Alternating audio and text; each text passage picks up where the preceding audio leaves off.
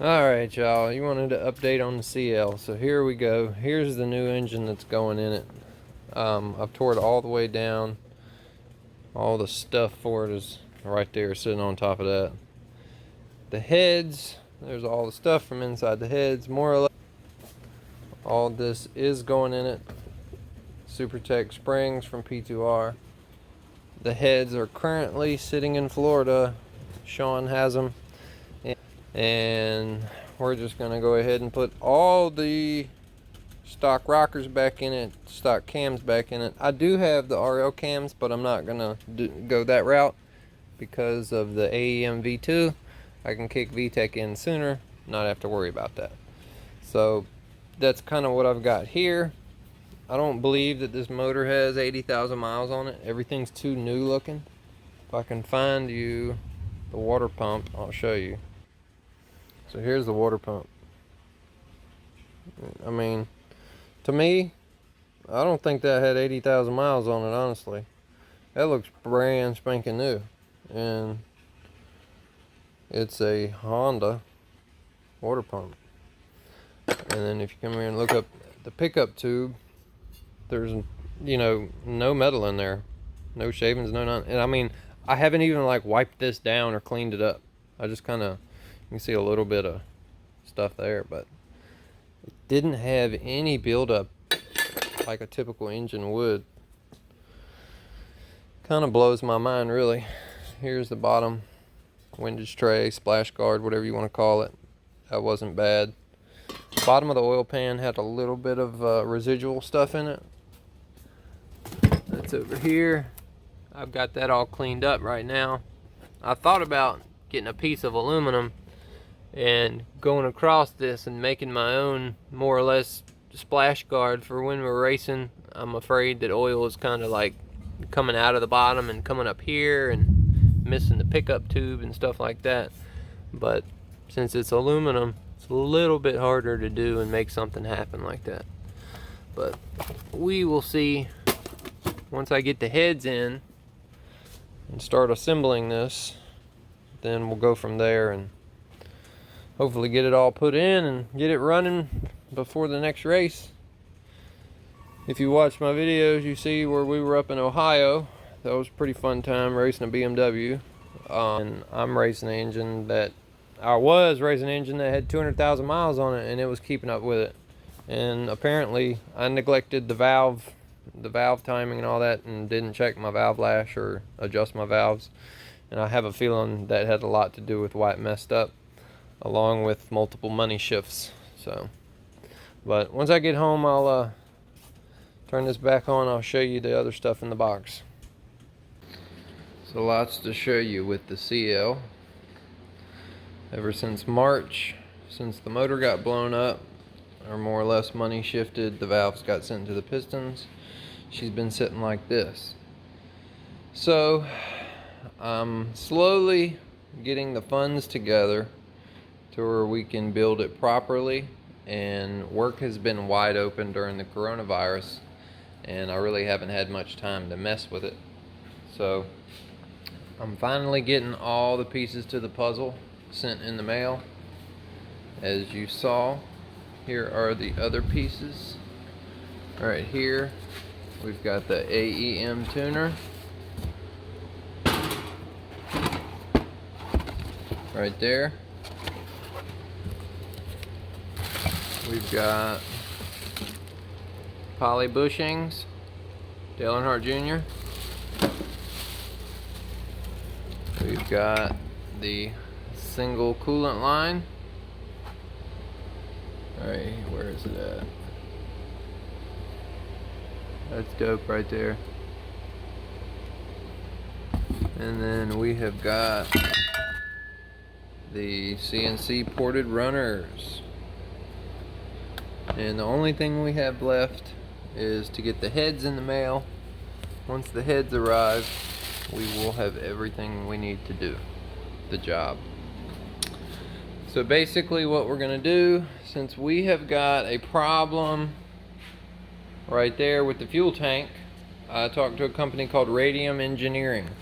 And Radium Engineering is going to make us a 1.1 liter surge tank that's going to go in here. Basically, the fuel pump in the tank is going to fill up the surge tank.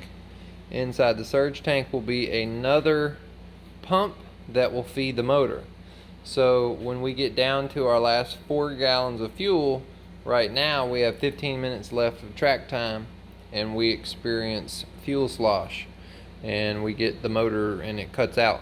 So the surge tank will constantly feed fuel pressure until I'm completely out of fuel, which that's what we need. Along with the fuel surge tank, we have to get a brand new fire suppression bottle. That system, the company lost their certification, so our racing organization no longer will honor that bottle, so I have to buy a new bottle. Along with that, when we went and tested the car and ran it in March when it blew up, the rear brakes were not working at all. So those valves right there, there's a problem with the design that I did. I did such a good job, I think. What I believe is the way that those lines run, and they run up, I believe that air gets trapped in there and it just won't come out. And we tried like sucking it out through each caliper, all sorts of things. I think we bled them 5 or 6 times.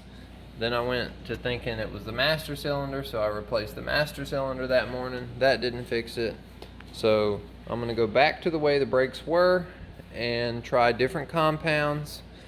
I'm gonna try some DTC 30s in the rear and some 60s in the front. Hopefully that will fix our problem. It'll at least give us a more reliable brake package than what we just had, because that was trash. We burned up a set of front pads in a little over 2 hours. We can't have that. So I'm sitting here working on taking this all apart. I've got my garage somewhat cleaned up, got this area cleaned up. My light bulbs just quit working on me a couple hours ago, so I gotta work on those, getting some new ones. But I'm gonna spend about an hour every night out here slowly pulling it apart. I have a built transmission at the shop, and I just got to bring that here. That tranny right there is still good. That'll be my backup. And as far as that, I think everything else is pretty much ready, set to go. I just have to get the heads in, put the SuperTech springs in the head, put the flat face valves in the head, and I'm going to give the heads to local machinist and have him resurface them. And then we're going to put some multi-layer, some MLS head gaskets on, tighten it all down with ARP head studs. Everything that I get for this car, except for that piece there and this here, the radiator relocator kit, everything has come from Sean Yearwood at P2R Power Rev Racing. So shout out to him. Awesome products, awesome customer service. I think he likes what I'm doing, and I appreciate everything that he does to help me out as far as all the parts that he supplies for the Jseries. Without people like him, I wouldn't be able to make this car as fast as it is now. Just want to give a quick shout out to him. Anybody doing anything with Jseries, look these guys up. He's awesome. Well, there's not much else for me to tell you about the car besides I'm stripping it apart. The dog's in here sleeping. They're enjoying it. Everybody say hello to Ginger. Ginger, say hey to everybody. Oh, yep, she's acknowledging y'all. And there's Mandy. Mandy, say hey. I'm not amused. What you think? Huh? What do you think, baby girl? Yeah. Daddy loves you. Well, everybody, say bye to the dogs. Until next time, have a good one.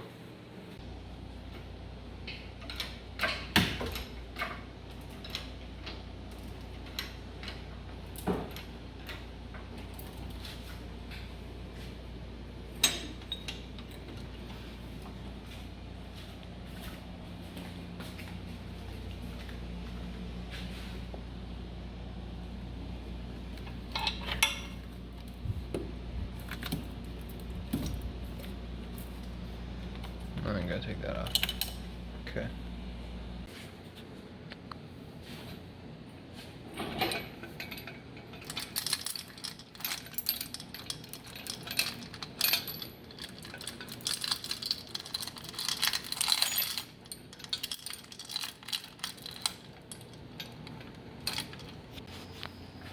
Third time's the charm.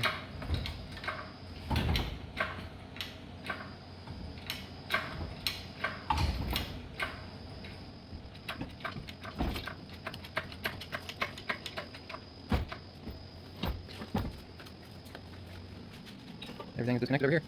All she's gotta do is go up.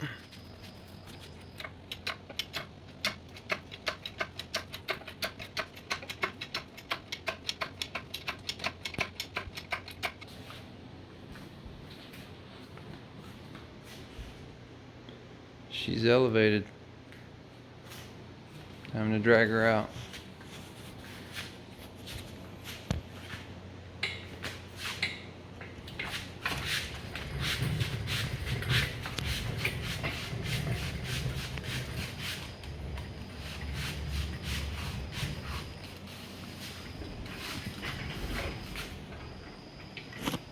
Cool.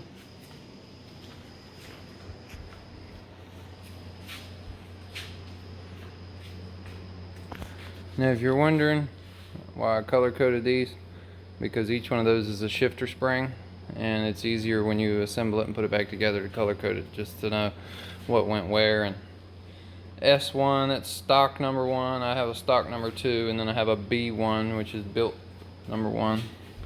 Kind of dumb, but helps me remember. Cool. Well, the engine's completely out. The engine bay's all opened up. And if you can tell, I'm still running the stock front motor mount, because racing organization champ car, they ding you for points. So what I did, I took more or less its RTV, but it's gasket maker, and I filled in the gap and made it really rigid.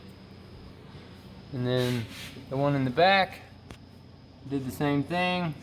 I took, it's basically polyurethane sealant. It's what they use to seal basement walls. And I filled it in, same for here. You can see where I filled it in there. I filled all the spaces.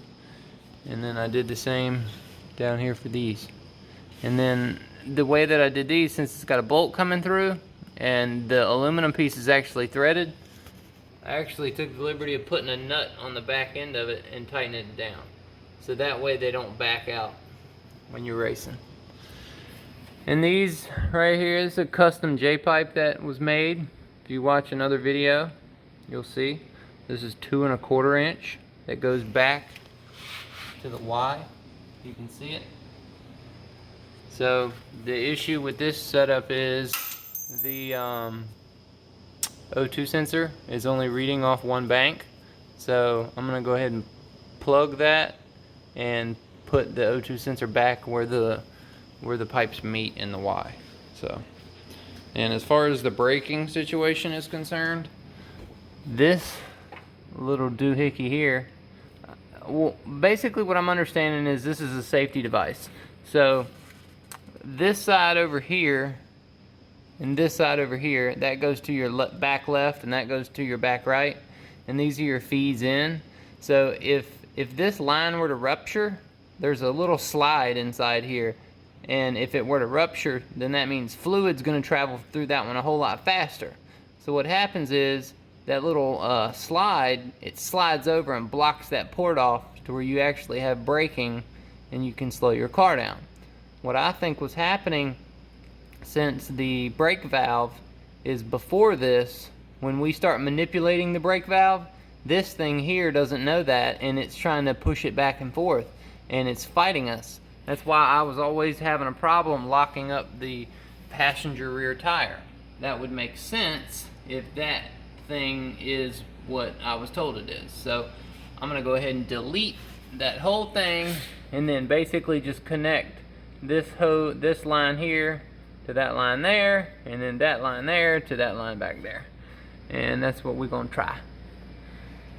And try to clean up all this other stuff while we're in here. So Now that the motor's out, I can focus on it, and any of the other stuff in here, we'll get it all cleaned up and button it up and see if we can cut out any weight. So that's about it for tonight, guys. The next video, I'm gonna try to open this engine up, take the heads off, and show you the carnage that lays inside. I'm kind of excited to see it myself, so we shall see. Thank y'all for watching. If you like the CL videos, racing videos, give the video a thumbs up.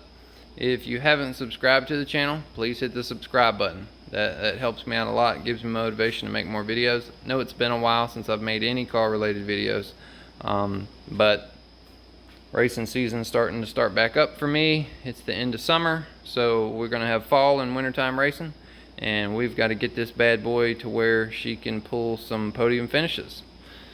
So thank y'all for watching. Till next time, have a good one.